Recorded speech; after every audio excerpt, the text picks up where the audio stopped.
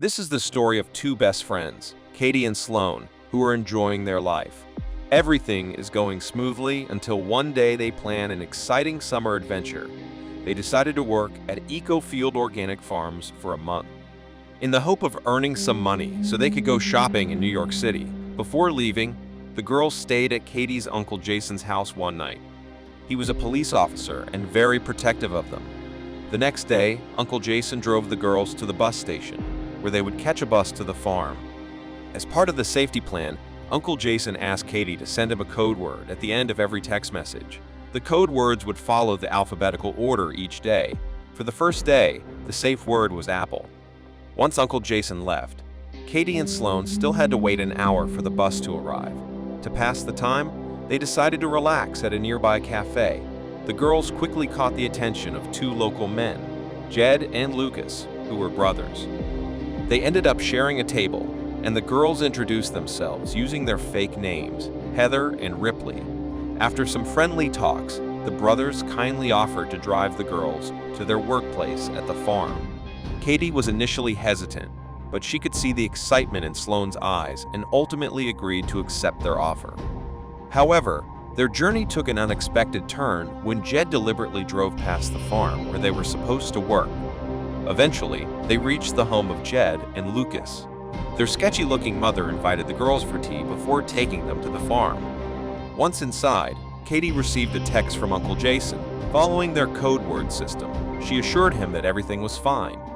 After taking a few sips of their drinks, they noticed their vision became blurry, and they quickly understood that their drinks had been drugged. Filled with panic, Katie and Sloan knew they had to escape immediately. They mustered all their strength, got up, and ran for their lives, desperate to find safety. Sadly, their attempt to escape was unsuccessful. Jed and Lucas caught up to them, knocking them unconscious and carrying them back inside. The next day, the girls found themselves chained up in the woods. Jed approached them with a sinister grin and informed them that this would be their new home. He gave them the bare necessities for survival, including clothing, a bed, and a toilet. Time passed, and Jed's boss, Boris, appeared after a few days. He seized Katie's phone to check if anyone knew their location. In doing so, he discovered that the girls had lied about their names and had used a code word in their text messages. In a desperate situation, the girls are compelled to reveal their code was apple. As Katie and Sloan attempted to regain some sense of normalcy, they prepared to take a bath using makeshift showers in the woods. However, their fragile peace was shattered when the town sheriff suddenly appeared. Shockingly, the corrupt sheriff condoned human trafficking and intended to rape one of them. After enduring the torment of the evil sheriff, Sloan visits Katie, who looks deeply shaken, in an attempt to comfort her. As they try to cope, more customers arrive, each choosing one of them and taking them into the trailer. These men also display disturbing behaviors, making the girls feel even more threatened and helpless. One day, the arrival of Jed's highest-paying customer, a man wearing pig mask, sends a wave of fear through the girls. As the man approaches, the brothers quickly cover Katie and Sloan's faces. The man in the pig mask chews Sloan and leads her into the trailer. When they finally come out, Katie can see the terror in Sloan's eyes. Meanwhile, on the other side of town, Uncle Jason grew suspicious. The latest text he received from Katie contained the same safe word as the previous day, signaling that something was amiss. He was alarmed to discover that they had never shown up for work. Fearing the worst, he immediately set out to search for girls. In reality, Uncle Jansen was not just a regular police officer, but an FBI agent. He shared his suspicions about his niece's kidnapping with the sheriff, hoping to get help, and disclosed the details about the safe word, unaware that the sheriff was involved in the criminal operation. Back in the woods, the sheriff had already informed the kidnappers about Uncle Jason's FBI status and the lie about the safe word. Worried about the FBI's potential interference with their human trafficking activities, Boris ordered Jeff to eliminate Katie and Sloan and dispose of their bodies. Unknown to the others, Katie was secretly listening in on their conversation, trying to gather information. She shares the kidnappers' deadly plan with Sloan, and they decide to find a way out. Later, the kidnappers arrive with a scruffy guy and leave him behind to watch the girls. Katie seizes the opportunity and pretends to seduce him. Once she gets close enough, she attacks him, using her teeth to tear at his throat. As they are about to escape, the corrupt sheriff arrives, presumably to carry out the order to kill the girls. However, just as he steps out of his car, the girls manage to steal it and speed away, leaving the sheriff in the dust. Both drive back into town, determined to put an end to the nightmare they've been through.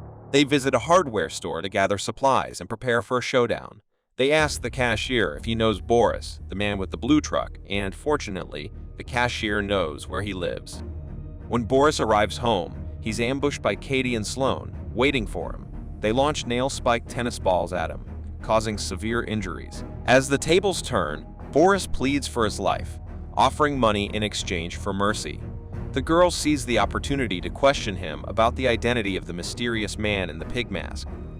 When Boris refuses to cooperate, the girls resort to extreme measures, using a makeshift spear to fatally injure him. Signaling a change in their approach to survival from victims, they are becoming fighters. After discovering that the pig mask-wearing man is the town's priest, Katie and Sloane drive off the church. Sloane enters the church and confronts her attacker, and with Katie's support, the two best friends take down the malicious priest. As they drive away, a sense of contentment and freedom washes over them. However, when they stop and step out of the car, it's revealed that the pig mask-wearing priest is chained behind the truck the whole time. Having endured unimaginable horror, the girls are now determined to ensure that their tormentor faces justice. They set the priest on fire and drive off, leaving him to his fate. Meanwhile, the sheriff holds Uncle Jason captive, along with two new young women. Fortunately, Katie and Sloane come to the rescue. Though slightly unhinged from their harrowing experiences, the two women tie up the sheriff and subject him to a terrifying game of Russian roulette. As the sheriff begs for mercy, Katie delivers the final, fatal blow to his head. Afterward, they freed the captive women and instructed them to release Uncle Jason. As the final piece of their revenge, Katie and Sloane visit Jed and Lucas's mother's house, determined to drug her in the same manner she had drugged them. They tie her up and bring her to the basement, where they find Jed already restrained. The two women beat Jed with baseball bats brutally while forcing his mother to watch. Next, they take the mother to Lucas, who is tied to a chair.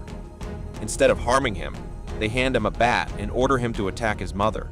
When Lucas refuses, they shoot him dead. To cover their tracks, the girls stage the scene to make it appear as though Lucas committed suicide and was responsible for the other murders. Desperate to save herself, the mother offers the woman money for her life. However, her pleas fall on deaf ears as Katie uses a lawnmower to end her life brutally, and this is how the story ends. This harrowing experience has brought the girls closer than before. They have learned to rely on each other and become stronger in the process. As they board the plane to New York City, they find solace in the fact that they are leaving the darkness of their past behind them. Remember to like, share, and subscribe to our channel. If you have any suggestions for future movies, please leave them in the comments section below. Until next time, take care, goodbye,